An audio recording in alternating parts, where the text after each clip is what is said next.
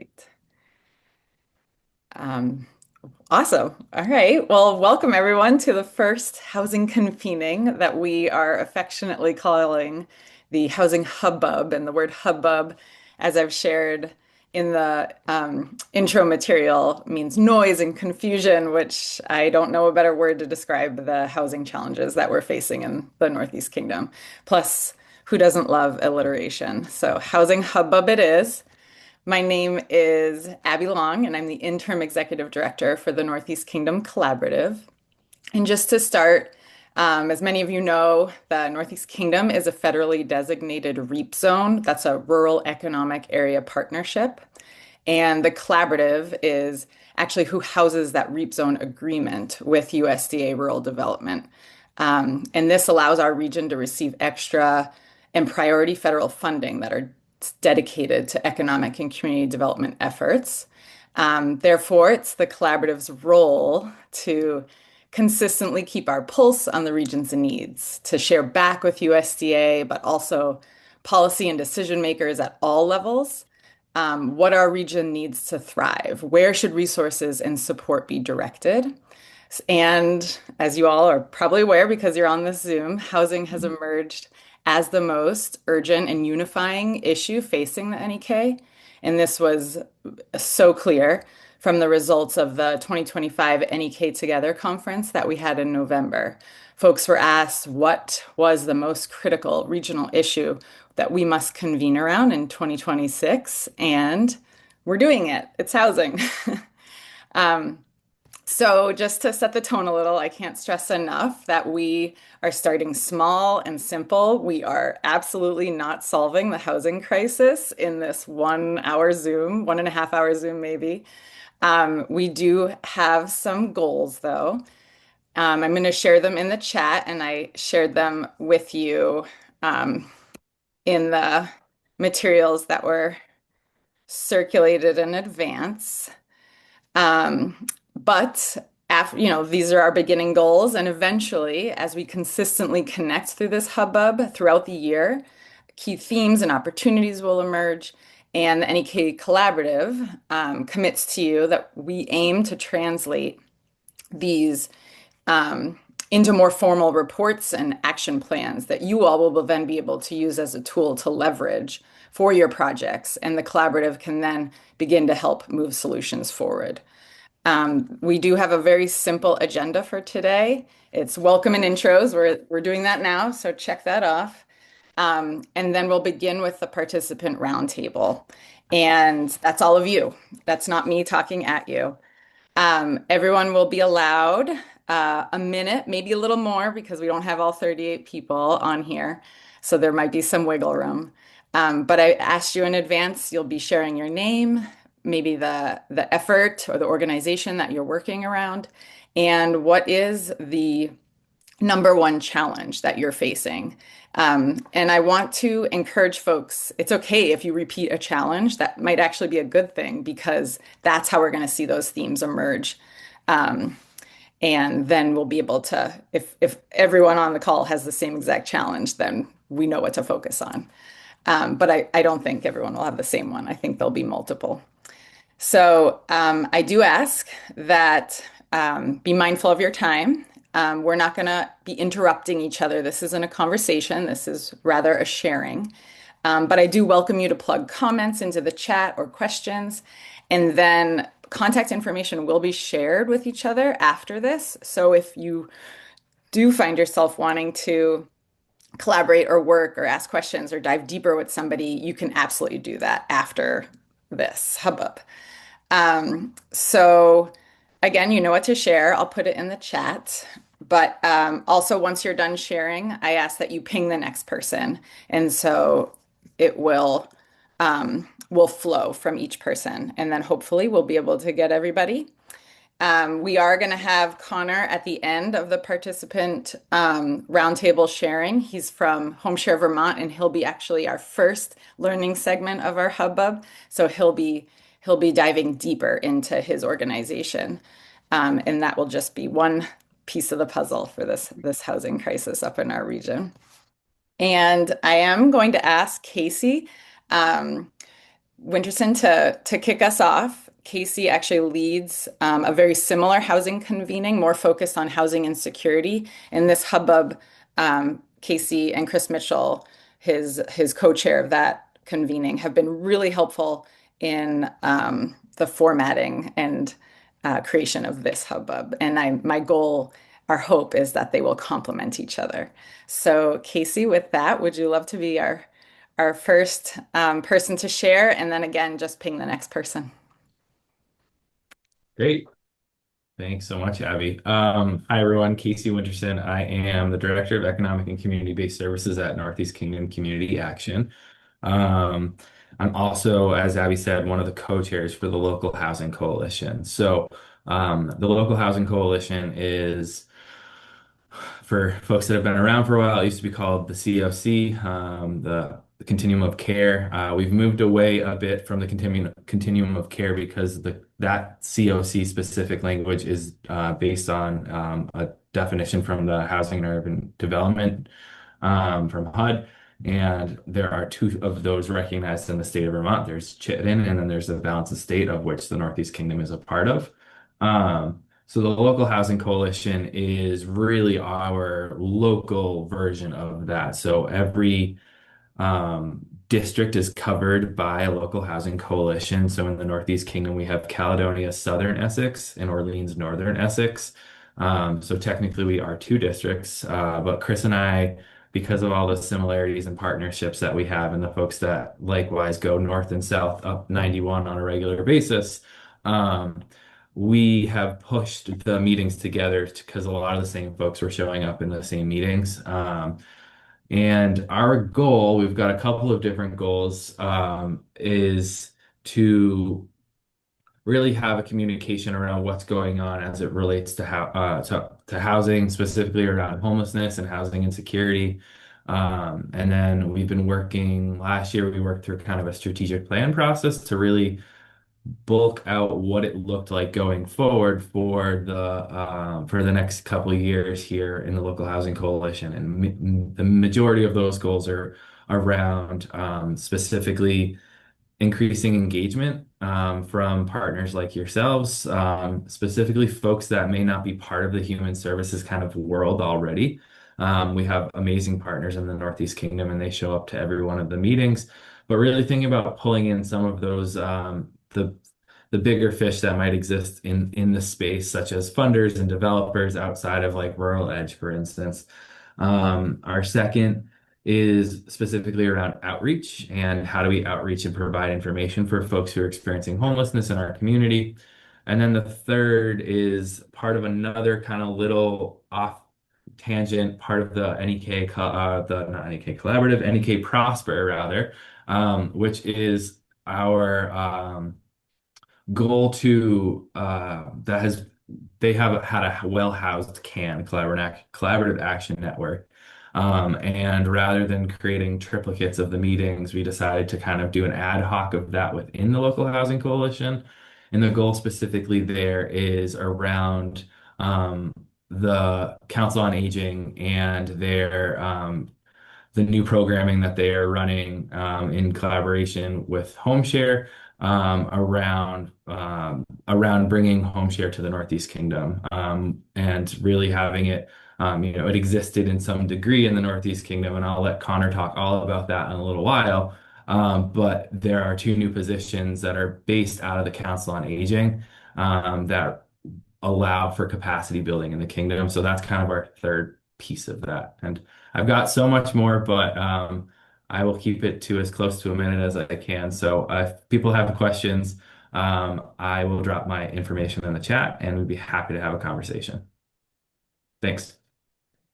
Oh, and I have to ping someone. Yes. Um, all right. Let's do Stacy Andre. Well, thanks, Casey. Appreciate it. Nice meeting you. Can everyone hear me? This thing's giving me a thing. All right. My name is Stacy Andre. I'm with the state of Vermont. And right now I'm on a couple special projects for the governor's office to address the housing crisis that is happening in the whole state of Vermont. really with a focus on the areas that don't traditionally or normally get housing. So with the exception of Chittenden County, most people don't get these kinds of housing opportunities because it's costly. I'm on two efforts right now. The first one is a mobile home infill program, and it's to jumpstart housing generation through manufactured housing. And so right now we have 77 homes that we have installed over the last 12 months. And we have about 30 of those available in the Northeast Kingdom. And so I'll put a shameless plug in here. We're going to be doing a Northeast Kingdom collaborative joint uh, tour an information session on Wednesday, May 6th, and I'll drop the PDF of that so you can share that flyer out to all your folks. And that's basically going to happen in St. Johnsbury, Linden, and then we're going to go head up to Coventry and Derby area and look at these brand new homes that we've put in that are available for home ownership for Vermonters, specifically for Vermonters. So it's if you live or work in Vermont, very accessible at a great entry rate of 85 to 110,000. So it's an amazing opportunity. The other big project that I'm working on right now, a little more behind the scenes, is the governor's executive order about accelerating the permitting modernization initiative for housing development.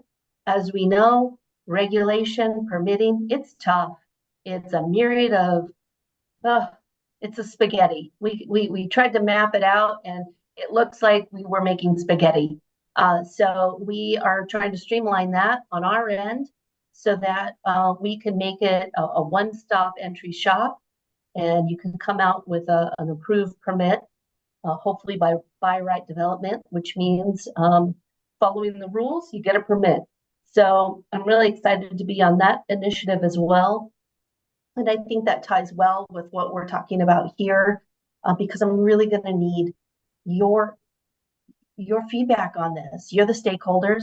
You're the one who are trying to put things out there in that community. And I'm going to need to know who's having those struggles and what type of struggles are happening in your communities so that we can make sure we can smooth those out to be able to make housing happen for us. So I'm really excited to be here. Thank you, Abby, for putting this together. And I'm really excited to meet all of you. And I hope we all get to connect soon.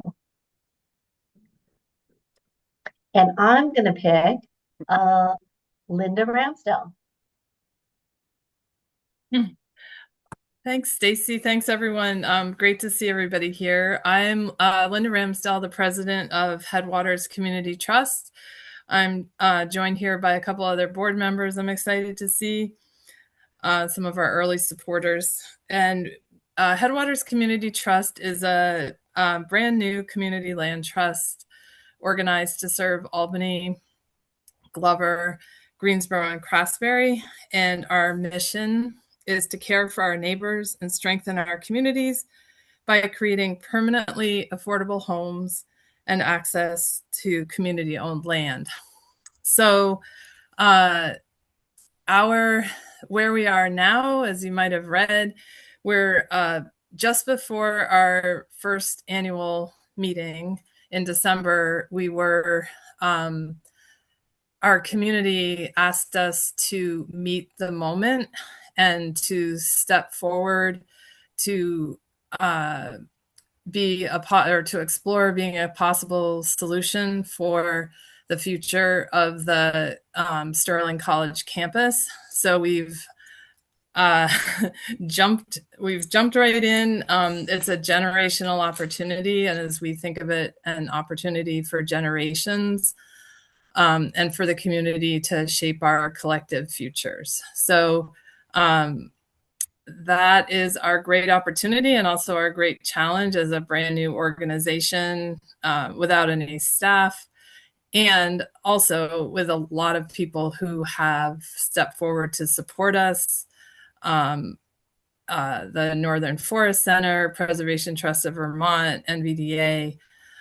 We have a tremendous amount of support, including from the community. And our challenge right now is to keep it all moving in a positive direction. So I will pass to David Snedeker, speaking of NVDA. Thanks, Linda. Happy to help the Headwaters Community Trust. I know we're doing the brownfields work for you guys right now. So, Exactly. yeah, Dave Snedeker, Director of NVDA, the Regional Planning Commission Development Corporation. And I think probably the primary way that we're supporting housing these days is through our EPA Brownfields Assessment Program. We've done a lot of work funding during the pre-development work for groups like Rural Edge, some private developers like Timber, and then the Headwaters Community Trust. So our money's usually first in for a phase one assessment before somebody buys the property, and that usually leads to phase two, which is more sampling and testing, more invasive sampling and testing. And then a lot of times after that, it's a corrective action plan, and the housing moves forward. So it's been a great success. We've done multiple projects with both affordable housing providers and market rate, I'll call market rate housing providers. So, and the other thing that we're doing these days, we're actually getting ready in May to have somebody from the new CHIP program, Jessica Hartleben, is coming in for the community housing infrastructure infrastructure program. So we'll have a meeting in St. Johnsbury for towns that are interested in the CHIP program, and hopefully we'll get some more towns willing to step in and build infrastructure to support housing. So I'll leave it at that right now, and I'll pass it off to one of my partners, Evan Olson. Thank you, Dave. Good morning, everyone. I'm with Timber, TMBR. Timber, for the past couple of years, has been developing a prefabricated housing solution that uses engineered wood to address the complexity and cost of construction. As you all know, it's really difficult to find the workforce that we need to build all of the housing that we desperately need.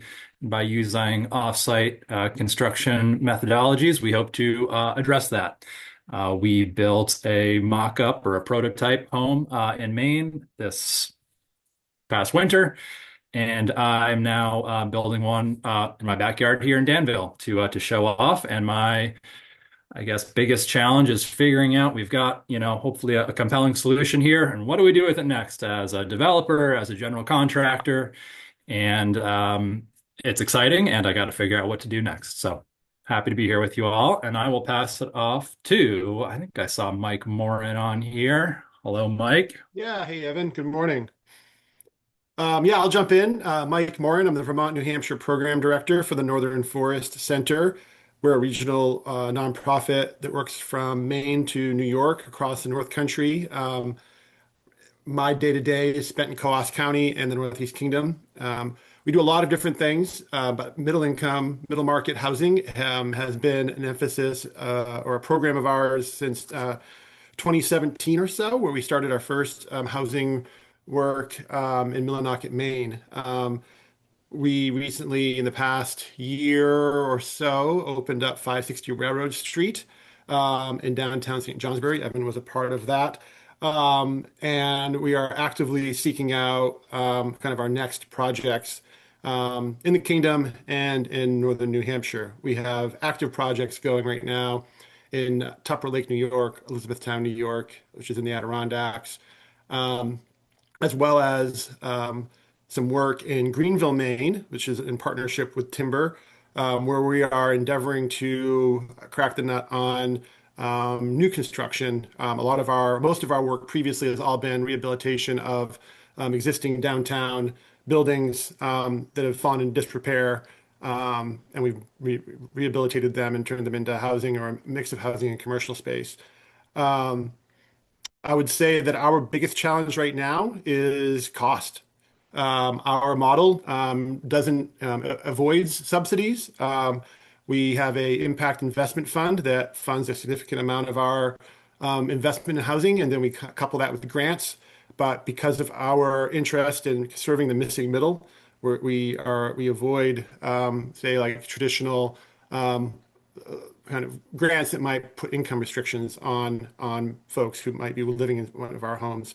So yeah, cost of labor and materials is a significant hurdle right now, and we're hopeful that what Evan and the folks at Timber are working on might help solve some of that. And I'll pass it on to Ali O'Reilly. Hi, everyone.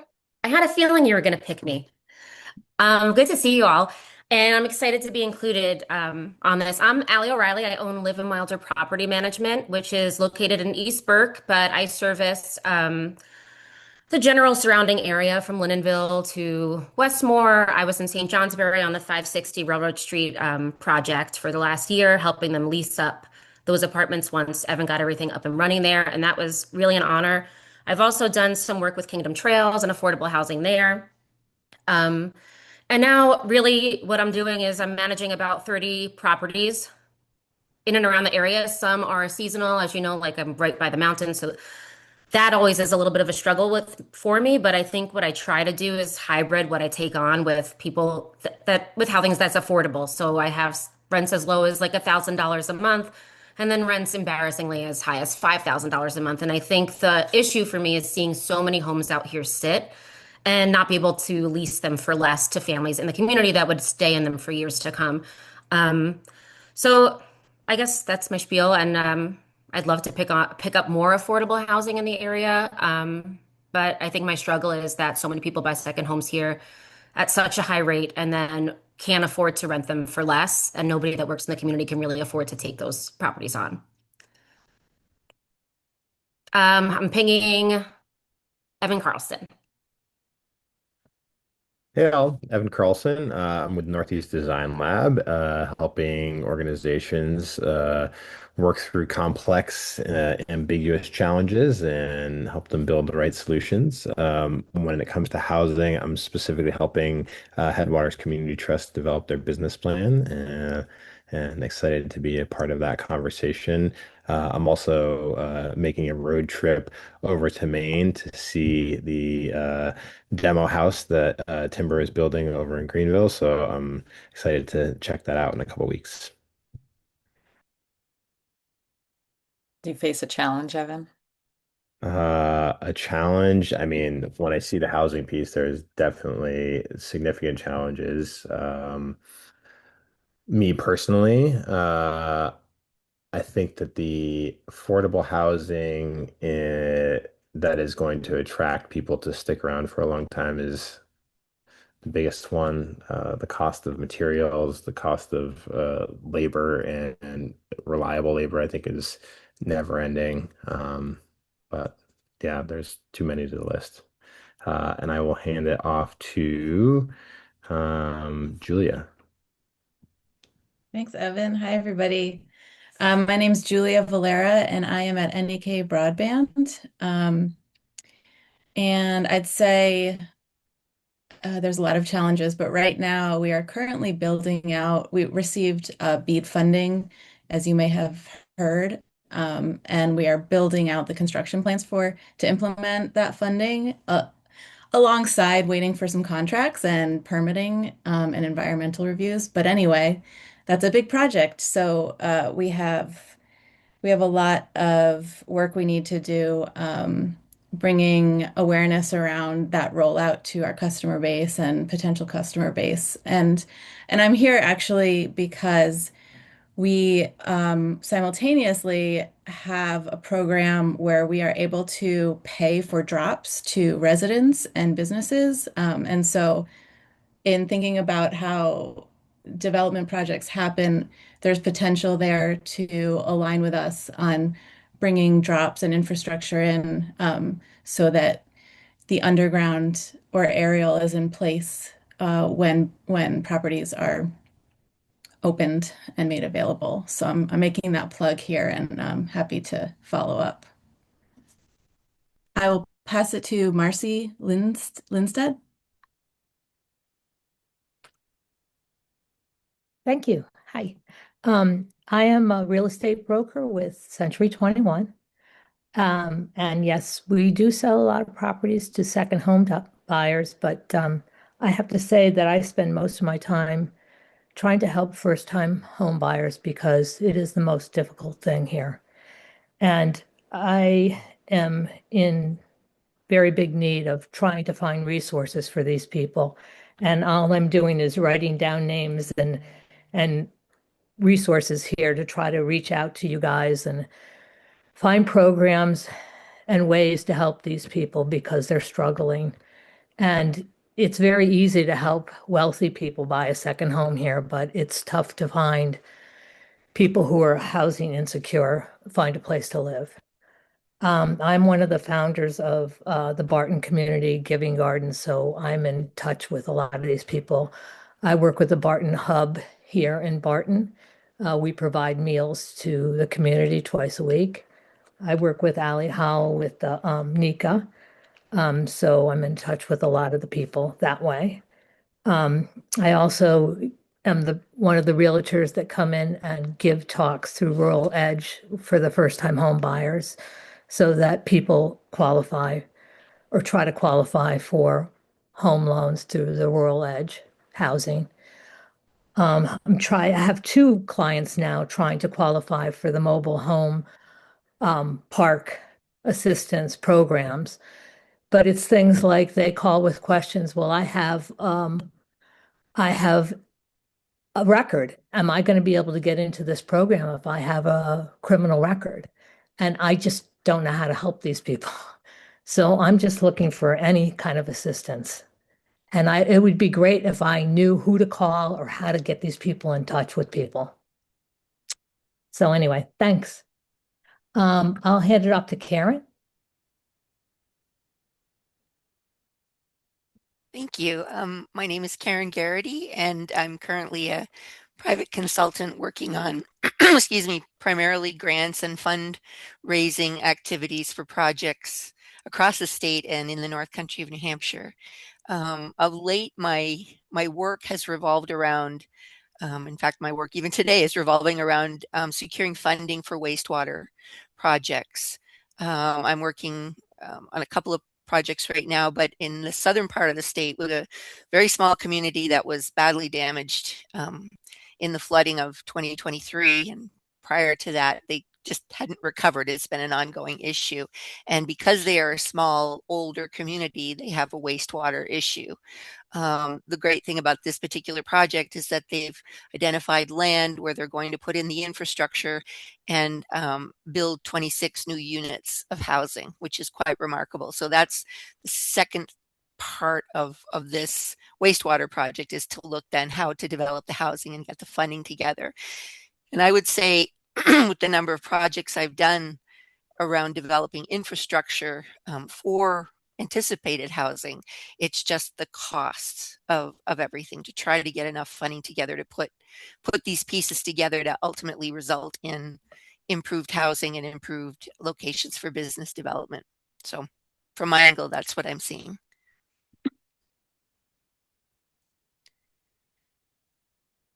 And I guess I'm looking at Terry. I guess I'll ping you. Thank you, Karen. Good morning, everyone. I'm Terry Lavley from Northeast Kingdom Human Services. I'm the Training and Community Engagement Director. I'm very interested in housing primarily because since 2023, I have been supporting the mental health needs of our flood survivors here in the Northeast Kingdom through CURVE. Our grant at NKHS ended, and I then joined the board because this is such important work to me. And I'm mostly here to listen and learn from all of you, primarily because housing is a number one struggle to mental health stability and healthiness. And when we think about mental health crisis, I always think about what are the drivers to the crisis. And oftentimes housing is the first that comes up if people don't have access to affordable housing and are able to sustain it. It creates mental health crisis for them. So it's a weird connection that I have to the housing reel, but it's very pertinent and present in my everyday work. with my engagement with the community and especially with the flood survivors, that we're still supporting some that are unhoused or have not fully recovered from the 2023 flood here in the kingdom. So this is my heart work, and I'm so glad to share space and learn about all these different programs and initiatives. And with that, I'll pass it over to Mike because he's a fellow Curve partner. Hello, can you hear me? Sweet. Mike Reddy. Yes, I'm part of Curve and Headwaters Community Trust. And I am working on saving existing housing stock that was damaged by flooding and deferred maintenance, while trying to cultivate community-led development on community-owned land. And my challenge is definitely capacity. Curve has 1.5 full-time construction staff, and basically we have at least 40 active cases and 500 untouched survivors from the 23 and 24 floods. And we have a $20,000 cap on rebuild and renovation per home and no funding for septic. So, you know, that's a big disparity between resources and need. And I'll leave it at that because a minute's not very long, but I wrote a little bit that I'll share in the chat, and happy to talk more outside of this. Thanks.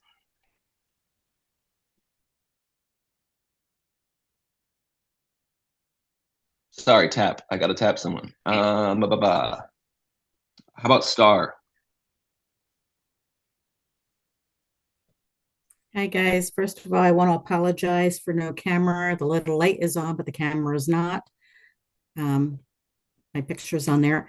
My name is Star Barden. I'm the housing navigator with Northeast Kingdom Youth Services. I work with the homeless youth 18 to 24.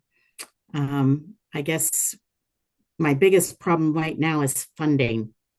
I'm seeing an uptick of my youth that are either pregnant or parenting youth, trying to find. You think it was hard finding housing for a single person, try finding it for a mother or a father and the child. It's hard finding housing here in the Northeast Kingdom. And I have to ping it to somebody, so I'll ping Molly Willard. Yeah, hi, good morning, everyone. It's nice to hear all your different engagements with housing in the Northeast Kingdom. I work for the state of Vermont in Forest Parks and Recreation, and Abby Long and I have worked together. She was a part of our Forest Future Strategic Roadmap and still sits on our implementation steering committee, so that's great. I would say, and I also grew up and live in the Northeast Kingdom, so all of what you are all sharing is, yeah, it's great work that people are doing. I would say my sort of contribution to this conversation, and I've even jotted down some notes of some of you on here, is that the work we're really trying to do is encourage the use of local forest products and wood energy for heating as much as we can into Vermont buildings and homes. And, you know, we have lots of different data on the benefits of that for one, our forests, but also our communities. And I think one thing I can share is just, you know, when we use local forest products in Vermont, 80 cents of that dollar stays in our state. So it really benefits our people directly, our workers, our communities, versus when we use products from elsewhere and or certainly fossil fuels, the reverse of that is true. So happy to be here and listening. And if anyone has any conversations they'd like to have on how to potentially use local forest products. And also we have lots of grants for putting in wood energy systems into buildings. And so I could support people in that as well. And let's see. I've got to find someone on this list too that has not spoken yet. Maybe folks can give a hand yeah, if they haven't gone yet. Tamsin, I don't think you've gone yet, Tamsin Turner. No, thank you. Yeah. I'm Tamsin. I work for VCLF, Vermont Community Loan Fund.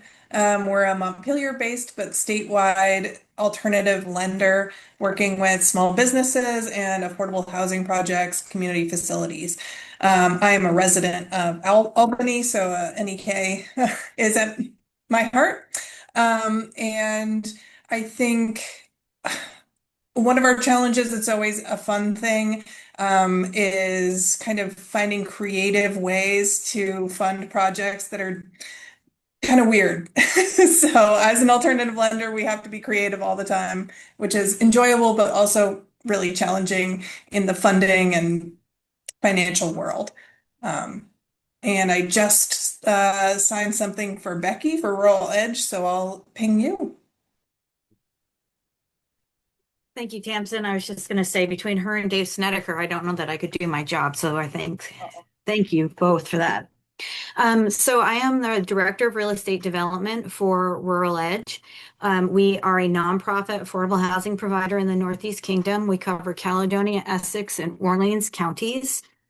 And we actually have a lot of facets to our organization. It's not just development or property management. We also have the Home Ownership Center, which you've heard some folks mention. They work with us to do first-time homebuyer education, single-family rehab programs.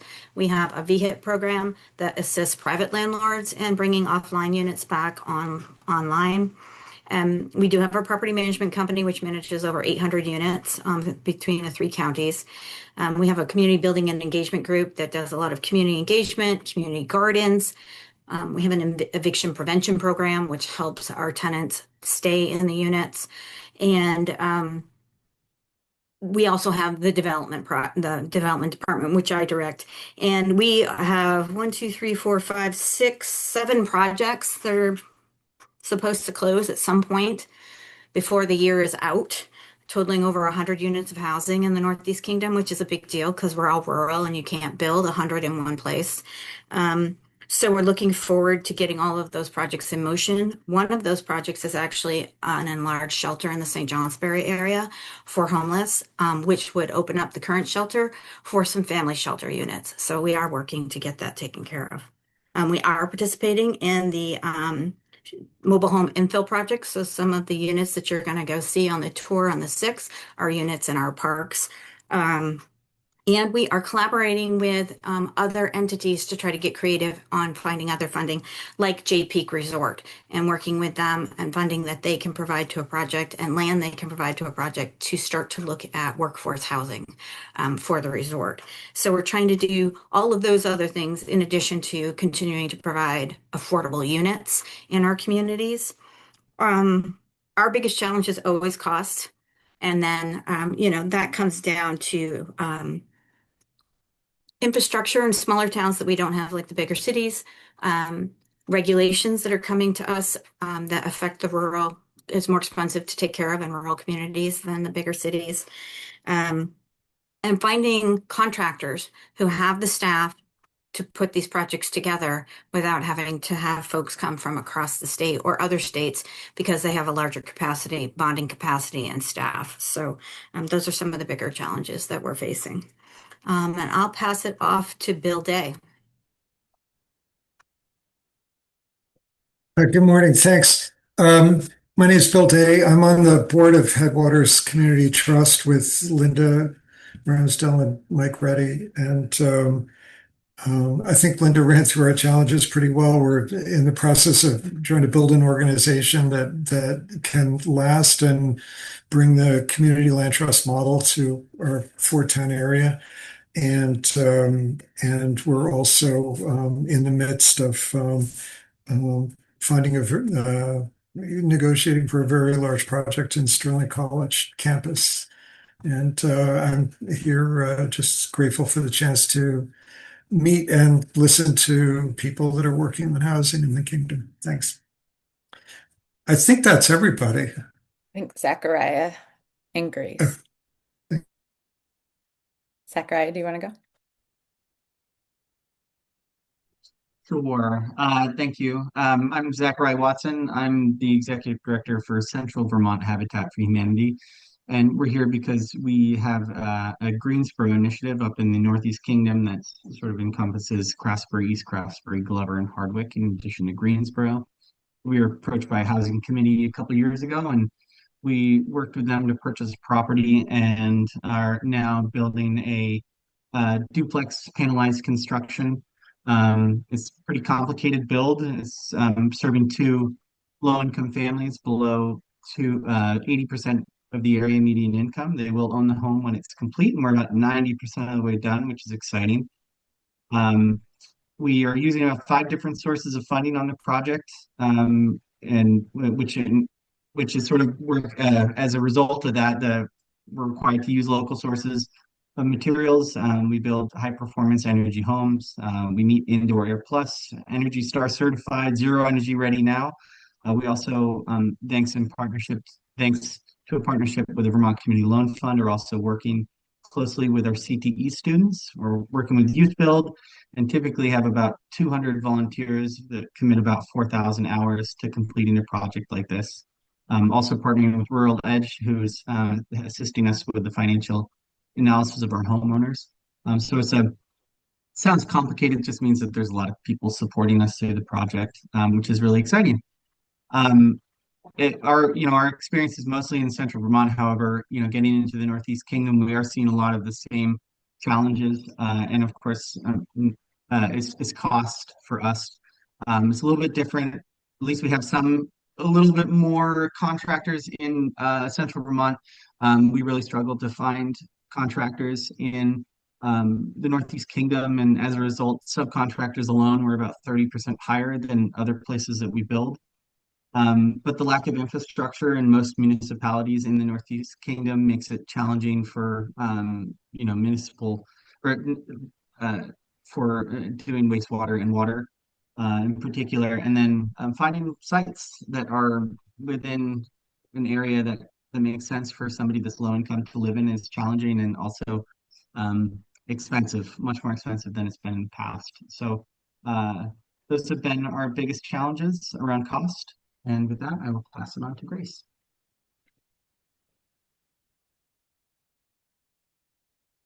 There.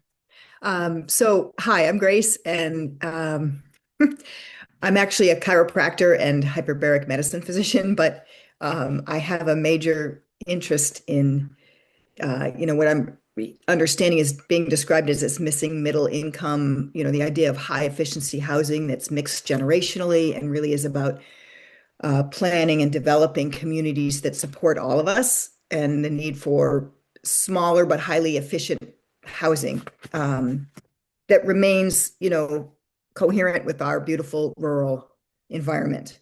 So I have a potential project in mind, but it's not anything near like you all are boots on the ground right now. I'm trying to learn about how to structure that and think about it and what does that mean in terms of funding? What groups would get behind that? I understand CHIP and those things, but the disparity between what it costs to build an aesthetic, highly efficient, multi-unit, even, small multi-unit house, and then what you want to be able to rent or sell units for is this huge gap that, you can't make up with elbow grease anymore.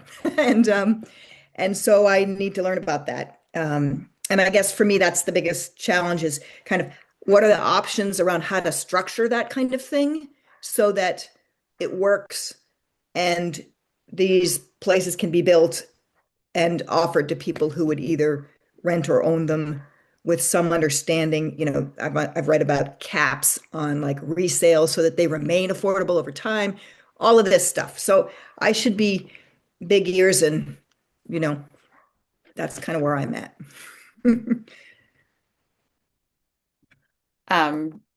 Before we transition, everyone has shared, correct? Awesome. Well, I'm so grateful, everyone, for sharing. We've had quite the spectrum from people building to funding to interested to supporting and everything in between.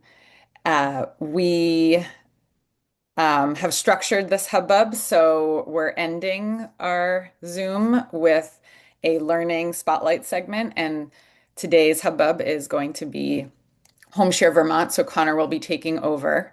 And again, I think I shared this earlier. This is just one of the many pieces to the puzzle. There's no one big solution to all of this. It's going to be a lot. And I believe HomeShare Vermont, having just expanded into the Northeast Kingdom, is going to be one of those pieces.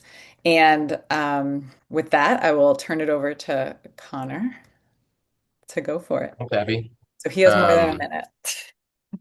Yeah, I'm going to take a little more than a minute, and I have an 11:30, so it's going to be I'm going to be, I will Perfect. zoom out at that point. So that'll keep me honest. So as Abby mentioned, I'm Connor Timmons. I'm the executive director at HomeShare Vermont. Some of you have seen this presentation multiple times. I'm looking mostly at Mike and I think a couple other folks too. So if this is something that you need to skip, let me know, I guess. But we have just expanded to this area, and I wanted to give you all a chance to kind of understand what we do and kick the tires on it a little bit. And potentially, this might be something you would refer to a family, a friend, someone you're working with as a client, and just sort of think about it a little bit as an alternative to a lot of the other options. So I'm going to share my little slide deck here.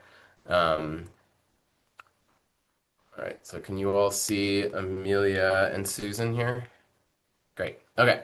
So essentially what we do at HomeShare is we match folks who have extra room in their homes with people who are looking for an affordable place to live. Most of the time, um, guests will receive below market rent. So they'll pay below market rent in exchange for some assistance that they provide to the host. So we'll talk a little bit about how that works, but that's our general model. As Abby mentioned, we have expanded into the Northeast Kingdom and into Southern Windsor and Windham County this year, starting in the summer. So we are partnering with the Council on Aging in your neck of the woods, and Maria Dunleavy, who works there, is our sort of case manager in the area. She's working part-time for us, and so we reimburse the council, and it allows them to sort of bolster their capacity a little bit at the same time. So it's another shared mindset for us. We have been operating in Chittenden, Addison, Franklin, and Grand Isle for about 44 years. So this is not a new model. So while it might be new to folks in the kingdom, this is not a new thing. The model that we use is pretty tried and tested, and we're pretty confident in its impacts based on, again, our 43 years of doing it. I want to start with the process because I think it answers the most questions up front. And it gives people a sense of what the process, what our sort of intention is. So everything starts with an application that can be done online or in person, or we will mail it out to folks. On paper is totally fine. At which point we'll do background and reference checks. But this is both hosts and guests at this point. Once those are cleared, we will do an interview. Generally, that's about an hour and a half. It's a pretty lengthy interview and pretty in-depth. We want to know things about your social time. We want to know what you're doing on the weekends. We want to know what you like to do at home. Are you someone who needs the music blasting? Are you someone who, under no circumstances, should there be a pet in your house? Or, all the things that we need to know to make a good match for you. Hobbies, all that kind of stuff.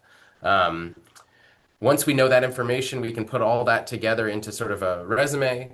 And once we have that resume, we can share that with potential hosts and guests. So if I am a host and Bill's looking for a place to live, I might say, our case manager might say, hey, Bill, here's Connor. Here's why I think this would be a good fit.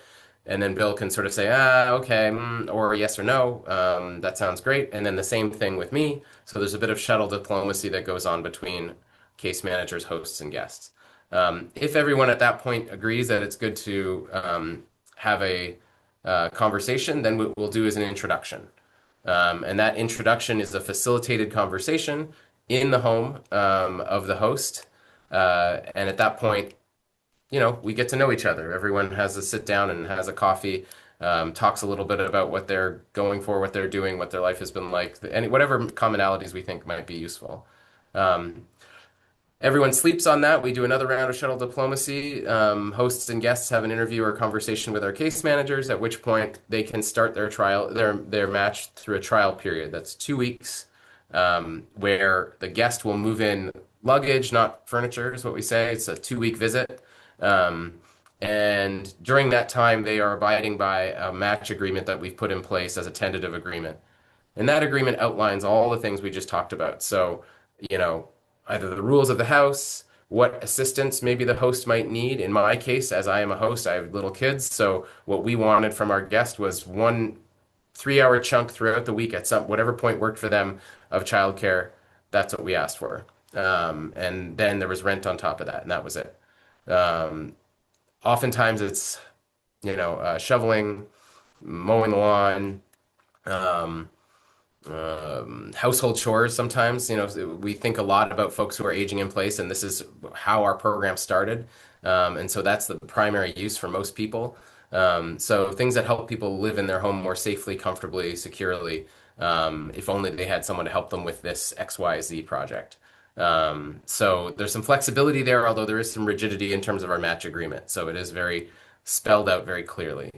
After that 2 weeks, if everyone's feeling happy and everything's great, then that match agreement becomes, we do a last minute edit if there's any changes. After living in it for 2 weeks, there might be some changes. We get that all signed up and everyone's off to the races, and our case managers are going to be checking in throughout. And I think that's one of the important things to remember is there's ongoing support. So if our case, if our match started in July, those first couple weeks in July, we'd get some contact with our case manager independently. And then after about a quarter, of getting pretty regular contact, we'll have regular contact, but it might be every month. And then at a certain point, it'll be every quarter. We have matches that have been going 20 years. So those folks don't need us bothering them every week. We touch base once a year and they kind of wave us off and say, we're good.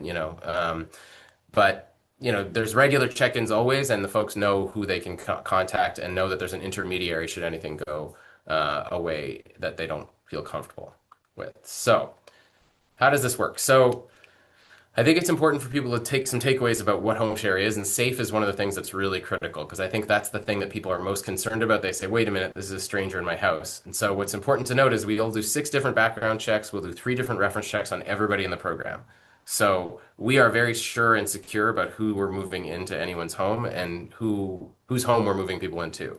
All that work means that we get to know everyone very, very well. So what you see here is Brian, Gail, and Addison. And so Brian's mother, Gail, was fine living on her own, but was starting to have some memory issues that were making Brian feel a little nervous when he would come to visit. And so they moved in. He travels a lot for work though, so when he goes away for a week, he was starting to get worried. Was mom taking her medicine? Was the kettle being left on? Things like that that are totally normal, totally natural, but also can provide some worries. So he came to talk to us. They did 6 interviews, 6 introductions, excuse me, with 6 different people. And they kept apologizing, saying, oh, we're being so choosy. And we were saying, absolutely not. This is exactly why we do this. You pick the person that fits for you. Lucky number 7 is Addison. Addison's a school teacher. He's new to the area. Gail was a school teacher before she retired. So immediately they sat down and all of a sudden it was all pedagogy in school and that problem child in the back corner and, all the things that teachers talk about. So, this is a great example of, you take a lot of agency in this moment to choose who you're going to live with. And it's important for us. And that's what makes it safe as well. And I think the important thing too is it can be really helpful. This is Butch and Mark. Both of Butch and Mark were veterans, and Butch had a surgery that made it so his vision was no longer, good enough so that he could drive himself around and navigate his home. And so we got a call from the rehab facility, and they said, "Listen, this guy wants to be living at home. It's really his wish. Is there any way we could help him out?" And so we found Mark, and Mark was in the veteran services sort of system and was looking for a place to live. And at this point, what he was doing was helping him with all his meals, driving him to events, being a person to socialize with in the home. And it allowed Butch to remain in his home for the rest of his life. It was a really important piece of his wishes and what he wanted to do. And in the meantime, Mark got a really good chance to live independent of the whole veteran services housing arrangement. So that was important for him. It's important to note that the maximum is 12 hours a week of service. So anything above 12 hours a week, we're going to sort of pause and say, listen, maybe this is not what you need. But we might refer to another service that might allow for some of that to be taken care of and still home share. So if, the goal is not to create a live-in servant. That's not the point here. The average for us in our year is about 8.5 hours a week of work And oftentimes those are things that people are doing anyway, like cooking or going to the grocery store, things like that. Let's see. Come on. So affordability.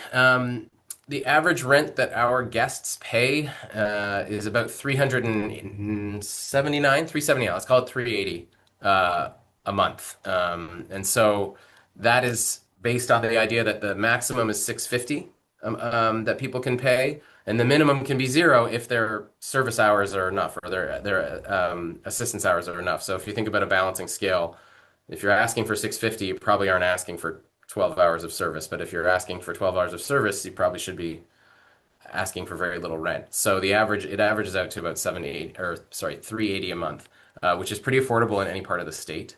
It also allows hosts to earn a little extra money, and I think that's kind of critical because we are seeing more and more cost burdened older Vermonters who are made plans for their home, and all of a sudden the maintenance of the home is much more expensive than they expected. The taxes are much more higher than they expected, and all of a sudden there's a cash crunch and they're on a fixed income. And so if they're charging 500 a month for the guest room that they don't use, that can really make an impact on their bottom line and really make it much more sustainable for them to age in place. We don't ask for any fee to apply. There's a match fee once we're matched, but that is on a sliding scale based on your income, and we'll waive that if that's the problem. That's not something that keeps the lights on for us. And of course, we're providing people an affordable place to live. I mean, that's not a small piece of what we do. That's sort of the big part of it. And I like to think we do make it easy. I mean, this process sounds very involved, and it is, but it's mostly involved on our labor. You know, we're doing a lot of that. So what people can do is often apply with us and then move on to another option that they're looking for, and we'll be an iron in the fire working for them while they're doing, moving some other options forward. It's fine for us if we start a process and then someone says, "Oh, I found another place to live." That's okay. We'd rather have that than have people just apply with us and just assume we're going to solve everything. Like that's not always how it works. This takes time. But I'll tell you a little bit about Kayla and Honey here. Kayla had just started in the workforce. She's just out of college, got her dream job in a nonprofit down in Queechee. But her parents lived, I think she was in Randolph or something. She was a good schlep away from that dream job that she wanted. And so she was crashing on her uncle's couch every once in a while, who lived a little closer. She was driving through the snow. She was, it was basically eating up her entry level salary and her social personal time to get to and from work. So she was wondering if she was going to need to change jobs or look for a place to live, and looking for a place to live was not going well, as we all know. So on the other side, Honey was just nearing the end of her career. She was worked with young people throughout her career as a preschool teacher, and she was sort of tapering down and realizing that it wasn't the numbers weren't sugaring off the way that she expected them to. So she needed a little extra income, and so here comes Kayla, who's happy to pay 500 a month to be living close to her new job, and then Honey, who's happy to have that extra income. And then what neither of them said that they needed, but turned out to be something they loved, is they go out to the movies every Friday night. They stay in to watch their reality shows on some other nights. They walk the dog together. They have a whole social interaction that was not really something they asked for, but is something that has been part of this relationship. So it's a really important community building exercise too for them. And I guess that dovetails into it can be really fun. I mean, we like to say we make a match, you make a friend, but that's just true. There a lot of folks call us and say all I need is just a just in case presence. We're worried about my aunt, or I'm worried about I've had a fall or what have you, and it's just a safety thing. And then it turns into, oh, but actually now we're going out to concerts and there's a speaker at the library that we both want to go to, or you can imagine there's all different things that come out of it. And I think that that's important, that this is not sort of necessarily only a last resort for people. This is something that can really engage different parts of your life in a good way. I like to share these results because I think they're important. These are quality of life standards. We do surveys every year of all of our matched clients, and we get about an 82% response rate. So these are pretty solid. 80% happier, about the same amount feel safer. They feel less lonely. They're enjoying their home more. They're sleeping better. They're worrying less about money. These are not small indicators. They matter a lot. I also mentioned this a little bit because I think it's important. We are definitely like, the prime sort of bedrock of what we do is helping folks age in place. However, that's not the only setup we could have. Like Marcy was talking about first-time homeowners. This is a great fit for first-time homeowners who are buying a home that has a spare room and they might not want the spare room or they might not necessarily need the spare room yet, but that's the house that's available to them in the zip code they want to be in. This is a great opportunity to leverage that into some financial gain and some help with that mortgage. So, that's a great fit. And as you can see from the host age range, 28 to 100, that's a pretty wide age range. And I will say also we don't have an income restriction, but we do work really well with folks who are in that lower income bracket, and we can be a solution for those folks. So I think it's worth noting. So what can we do? What can be helpful? Apply yourself. That's one thing I always tell people. I imagine all of you immediately started thinking about an aunt, a parent, a neighbor, someone else who could do this and should do this, and that's great. We love to do that. We'd love for you to refer us. But I also challenge people to think about themselves. If they're spending more time dusting their guest room than using their guest room, that's something to think about.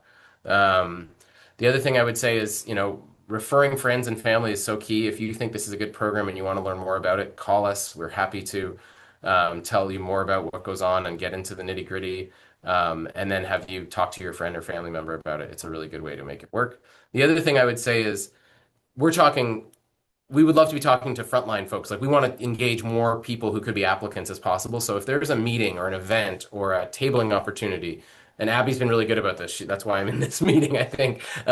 If there are more meetings that we should be at where we can connect with people who would benefit from this program, please invite us. We would be happy to show up. Maria is based in St. Jay, but Rick and I travel all over the state. We're happy to. And of course, Zooms and things like this are super easy for us. So, and then the last thing is you're in the unique position of being the last people I pitch about our raffle that closes in an hour. So our raffle we'll do a drawing tonight, and I'll see if I can get the link in the chat here. But it's a pretty exciting raffle. It's our only fundraiser for the year, and it's a pretty cool prize haul. So I would encourage you to take a look at it. But we close in an hour, so there is some theory that if you buy them later, your chances are higher. I don't think that's actually true, but I will ride that in this meeting and just leave it there for you. But I would love to answer questions. I'm sure there's a few. And for those who've been in this presentation before, thank you for sitting through it again.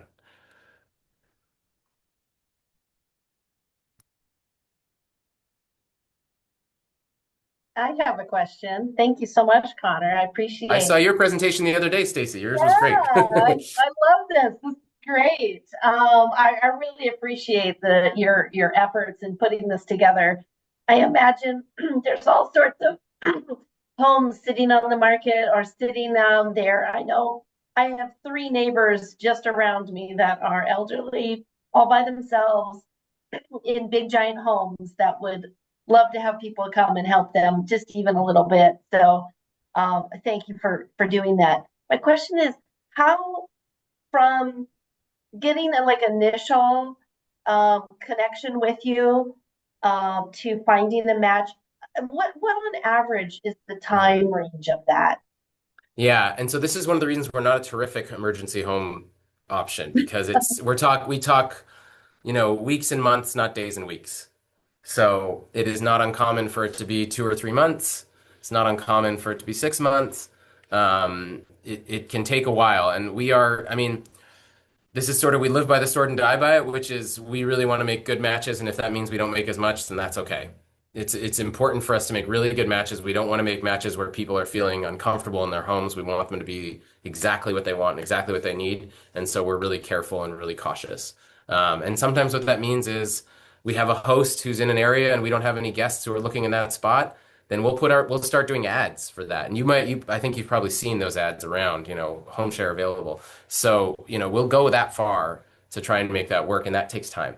And of course, the reference checks and the background checks, those take time. We're trying to speed it up as much as we can. We have a whole raft of volunteers that come in for reference checks every week, but it takes some time.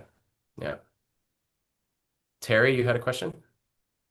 Yeah, thank you, Connor. I've seen this presentation a few times and I'm sorry. no, every time I pick up on something and I learn more, so I appreciate Okay, this. good. And I'm glad that you just mentioned the reference checks and the background checks because Yeah. one of the biggest barriers to our unhoused population are sometimes they have a criminal history. So Right. can you, or to our homeowners, right? Even our homeowners might Yep. have something that comes Yep. up on their background check. Can Yep. you speak to a little bit of navigating if somebody has like a ding and how you Yeah. navigate that as a system, or are they just like, nope, like you went to jail um for something 35 years ago Right. and haven't been to Right. jail since, but because you Right. went to jail, you're no longer qualified for this Right. program. So a couple things. I'll talk about what we do currently and sort of that'll also talk about the history. And then I'll talk about sort of on the horizons, which is maybe not as helpful, but it's just good to know culturally about us. So typically, or the big line that we try and draw is any crime against person or property is ineligibility, which makes that tricky for some of the folks you're talking about. I think thinking about this program as something that will be perfect for everyone anyone who's experiencing housing challenges is probably wrong. We used to have a slide that said home sharing is for everyone, and I just took it out because I was like, it isn't, but my hope is that what it does is when you think about your pie chart of people you're supporting, the folks who do fit in our sliver can be pulled out of that system and be on their own and not need to be taking up resources that also need to go for those people who do need that support, who do have those histories. So right now it's any crime against person or property, and that's sort of the end of the deal. If it is an expungable event like that, what I would encourage you if you're talking frontline with people, dig into what that ding is. What is it really? Is it a DUI? Is it aggravated assault? Is it whatever? Knowing that distinction is important, and if it's expungable, what we do is then we'll refer them to get it expunged and then invite them to reapply. As every folks who know, expunging takes a while. So that's not that helpful, and we understand that that's cold comfort, but we do want to make sure that people know that if they can get that expunged, they can come back in and we'll talk about it. And they'll be welcomed in as if, it's sort of like that doesn't exist, right? What we are talking about as a group and strategic planning comes up starting, I don't know, in a couple of weeks, I guess, is the sort of statute of limitations. Do we need to have that conversation for folks who had a crime that was X, Y, or Z fits our criteria from 30 years ago? And I think that's something like right now we probably have the reputation as being pretty strict because we are. We're choosy. And I think we're going to try and kind of keep that, but also acknowledge like the humanity of 30 years ago is not, me 30 years ago, good Lord, so I think we just want to make sure that that's available. So we're balancing that a little bit. And so the board and the rest of the team are going to have a chance to weigh in on where we want to go with that. It's probably the stickiest thing we do, and it's the most challenging part of the gig is when we get one of those things that pops up and we have to say no. But as someone who refers people to us, I would say get some knowledge of what's on that ding, like what are we talking about, and give us a call and we can talk it through with you a little bit ahead of time and save them some aggravation because there's nothing worse than doing an application and then having a rejection happen fast. Like we don't want that for people's soul.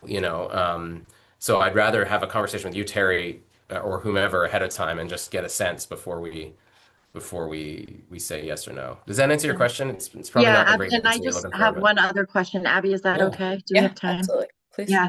I ran shared living, home providing, and developmental services for 15 years. So I'm well aware of a lot of the barriers that home share has.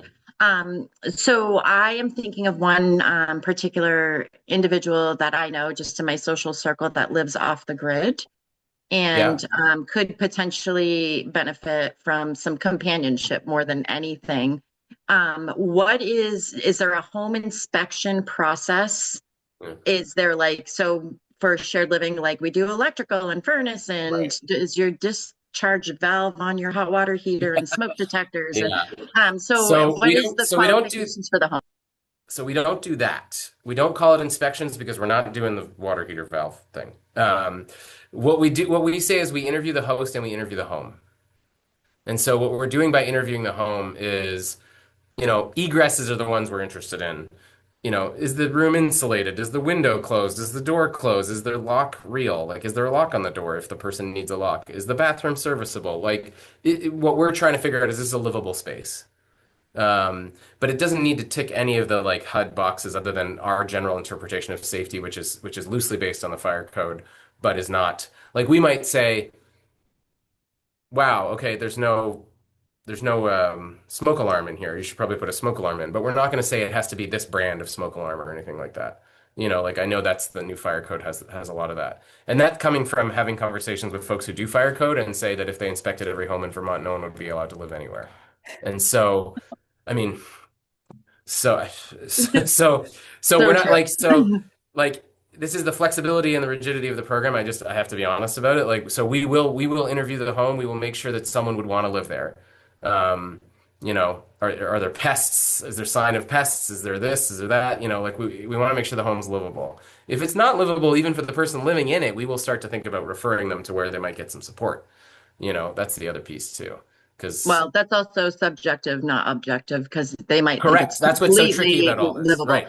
So, and I'm sorry for No, all the that's exactly right. questions. Like that's the hardest part is it our case managers have to go in there and do this and hold both of those things.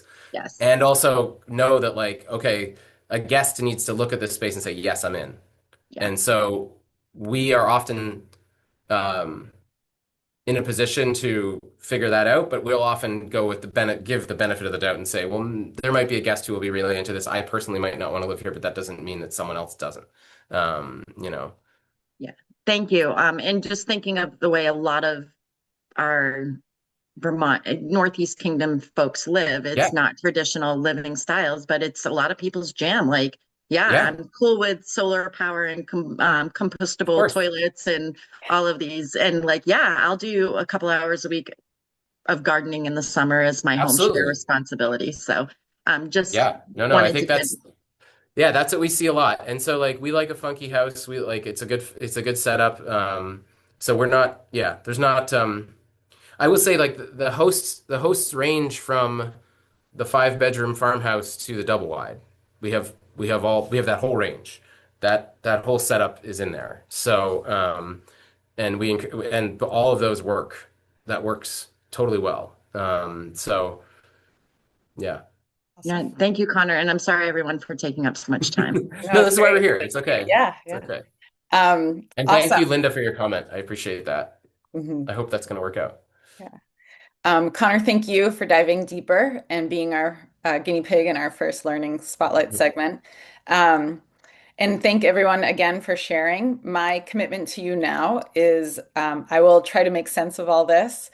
Immediate follow-up will occur before the end of this week. I recorded this and I took notes. I also had AI take notes to back up my own notes just so I didn't miss anything. And those will be circulated to you along with contact information so folks can ping each other after. I already saw some trends emerging.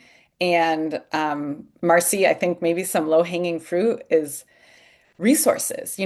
Maybe this already exists. Maybe resources are compiled and it just needs help getting in front of people or uplifted or sharing it widely, or maybe it doesn't exist and needs to. And that's where the collaborative can lend its hand.